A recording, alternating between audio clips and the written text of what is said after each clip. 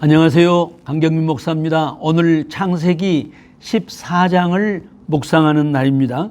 이 14장 전반부는 당시 지중해 연안을 중심으로 북쪽의 부족들 국가들과 남쪽의 부족 국가들이 연합해서 전쟁하는 그런 상황을 전하고 있습니다. 남쪽 연합군에는 롯이 살고 있었죠. 소돔, 그 지역에 롯이 살고 있었습니다. 그런데 북쪽 연합군이 남쪽 연합군을 물리칩니다. 많은 포로들이 잡혀갔는데 롯도 잡혀갔습니다. 물론 많은 재물들도 빼앗겼었죠. 이 소식을 전해들은 아브라함이 이미 패한 남방 연합군인데 그 연합군에 참여하지 않았던 작은 연합군을 형성해 가지고 그 북쪽 연합군을 추격하는 그런 내용입니다. 승리에 도취했던 북방 연합군들이 전혀 예상하지 못했던 아브라함과 그 동맹군의 습격을 받은 거지요. 북쪽 연합군이 완패했습니다. 이 과정에서 우리가 자칫 간과하기 쉬운 진실이 있습니다.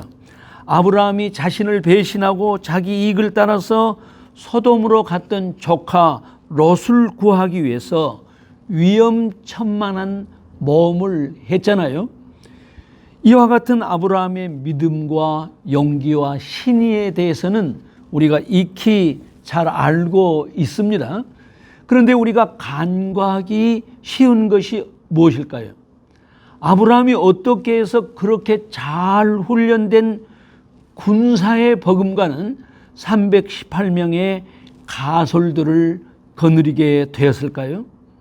아브라함은 대단한 전략가였다. 사회적 안목이 탁월한 지도자였다라는 것을 우리가 확인할 수 있겠지요. 그런가 하면 아브라함은 그 이웃 부족들과 아주 친밀하게 지냈던 것을 우리가 능히 짐작할 수 있습니다. 북방연합군을 뒤쫓을 때 자신의 군사 318명만 간 게 아니에요. 창세기 14장 24절을 보면은 아브라함의 병사들, 그 병사들도 역시 연합군이었다라는 것을 증언하고 있습니다. 평소에 이웃들과 잘 지내지 않았다면 이런 연합군이 일시에 형성된다라는 것은 상상할 수 없는 일이겠죠. 오늘날 우리 한국교회는 사회로부터 외면당하고 있잖아요. 대부분 우리 자신이 스스로 사회와 담을 쳤다고밖에 말할 수 없을 것입니다. 교회의 언어와 교회의 문화가 사회와 너무 동떨어져 있습니다. 한국교회는 그것을 자부심으로 생각해 왔습니다. 물론 교회가 사회와 달라야 합니다. 문제는 영원히 달라야 할 가치와 다르지 않아도 되는 문화를 구별하지 못한 것입니다. 우리 지도자들의 책임이 막중합니다. 아브라함 동맹군은 멀리 단까지 추격해서 북방연합군을 일시에 물리치고 포로로 잡혀간 사람들 뿐만 아니라 빼앗겼던 재물들을 모두 되찾아왔지요. 참으로 놀라운 승리였습니다. 아브라함은 전쟁에서 승리한 장군으로서 당당하게 돌아오지요. 패했던 남방 연합군의 왕들이 그 소식을 듣고 아브라함을 환영하기 위해서 나왔습니다. 아마도 다른 부족의 왕들도 함께 했겠지만은 성경은 대표적인 두 사람만 소개하고 있습니다. 한 사람은 살렘 왕 멜기세덱이고 한 사람은 소돔 왕입니다. 이 살렘이 어디인지는 정확하지 않습니다. 그런데 살렘 왕 멜기세덱은 하나님을 온전히 경외한 사람으로 소개되고 있습니다. 신비한 존재지요. 히브리서는 그를 장차 오실 메시아를 상징하는 자로 소개하고 있습니다. 그리고 한 사람 대표적인 사람은 이 세속적인 왕들을 대표하는 소돔 왕이었습니다. 그의 이름은 소개도 되지 않고 있습니다.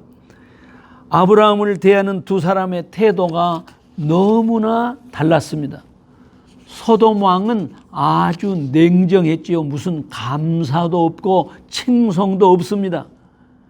찾아온 포로들은 내게 돌려보내고 자신들이 빼앗긴, 그러니까 아브라함의 전승물은 당신이 가져라 그럽니다. 전승물을 전쟁에 승리한 사람이 가진 게 당연하지 않습니까? 당연한 일을 가지고 무슨 선심 쓰듯 이야기합니다. 아브라함이 뭐라고 반응했을까요? 아니다. 나는 당신이 빼앗긴 재물들 실노라기 하나도 남기지 않고 다 돌려주겠다. 혹시 당신이나 이 땅의 사람들이 아브라함이 잘된 것은 소돔 왕 때문이다, 이렇게 소문을 내면 나에게 진정 승리를 주신 전능하신 하나님께 누가 되지 않겠느냐, 이렇게 말씀하면서 내 것은 다 가져가라. 다만 나와 함께 싸운 연합군들이 전쟁을 위해서 먹고 마신 전쟁 비용만은 최소한 내놓으라. 이렇게 당당하게, 참으로 이치에 조금도 틀림이 없이 소돔 왕을 대했죠. 오늘날 우리도 세상을 향해서 이렇게 당당해야 하지 않겠습니까? 당당하려면 세상을 향해서, 사회를 위해서 우리가 봉사해야 마땅하지요. 예컨대 코로나19 방역 과정에서 당국자들이 교회의 형편을 잘 모르기 때문에 지나치게 관여하거나 부당한 조치를 하는 것도 있습니다.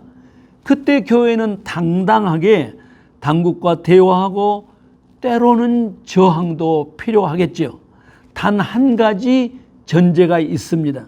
코로나19 확산의 방지를 위해서 교회가 먼저 선도적인 그런 모범을 보여야 합니다. 그런가 하면 정부 당국자나 교회나 그리고 모든 사회 구성원들이 코로나19 극복을 위해서 함께하는 동역자다, 이런 성숙한 태도를 먼저 보여주어야 합니다. 제가 생각하기로는 우리 한국 교회가 방역 당국이나 정부에 대해서 처음부터 너무 전투적인 자세를 취했지 않았나, 이렇게 생각되는데 그것은 참으로 유감스러운 일이었습니다. 자, 또 한 사람 멜기세덱은 어떻게 했나요? 첫째, 떡과 포도주를 가지고 나와서 승리한 장군 아브라함에게 극진한 예우를 했습니다. 둘째, 천지의 주제이신 하나님 이름으로 아브라함을 축복했습니다. 셋째, 대적을 당신 손에 붙이신 하나님께 영광을 돌리라고 신실하게 권면했습니다. 참으로 놀라운 일이죠. 당시 가나안 땅에 어찌 이런 인물이 있을 수 있었는가, 참 신비한 일입니다. 분명히 아브라함 당시 가나안 땅에 존재했던 인물이지요. 히브리서 7장은 멜기세덱이 예수 그리스도를 예표하는 분이라고 말씀하고 있습니다. 과연 하나님께서는 그 시대에도 예수 그리스도를 통해 성취될 구원의 빛을 세상에 비추었던 것이죠. 아브라함은 그를 알아보았습니다. 그의 축복과 권면을 감사하게 받았습니다. 그리고 바로 여기서 아브라함이 멜기세덱에게 그가 얻었던 전승물 가운데 10분의 1을 바친 것입니다. 왜요? 멜기세덱을 지극히 높으신 하나님의 제사장으로 믿었기 때문입니다. 그런가 하면 멜기세덱의 말과 권면을 온전히 받아들였기 때문입니다. 나의 대적을 물리치게 하신 분은 바로 천지의 주제이신 지극히 높으신 하나님이십니다. 고로 내가 얻은 이 모든 전승물은 바로 당신의 것입니다. 나의 이 신앙 고백의 진정성으로 이 전승물의 10분의 1을 하나님의 제사장 멜기세덱에 바칩니다. 바로 이것이 최초의 11조일 뿐만 아니라 11조의 정신을 분명하고 가장 진실하게 드러낸 것입니다. 물론 믿는 자의 조상 되신 아브라함의 정신이 우리 모두의 정신이 되어야 할 것입니다. 소유의 11조를 드리는 것은 바로 아브라함의 이와 같은 믿음의 표현입니다. 세월은 흘러도 진리는 영원합니다. 믿음의 조상 아브라함의 뒤를 따라가십시다. 기도하겠습니다. 하나님 아버지, 아브라함의 놀라운 승리, 그 승리의 배경에 있는 아브라함의 정신을 우리가 빼지 않고 본받게 하여 주시옵소서. 감사합니다. 예수님 이름으로 기도하옵나이다. 아멘. 구독, 좋아요, 알람 설정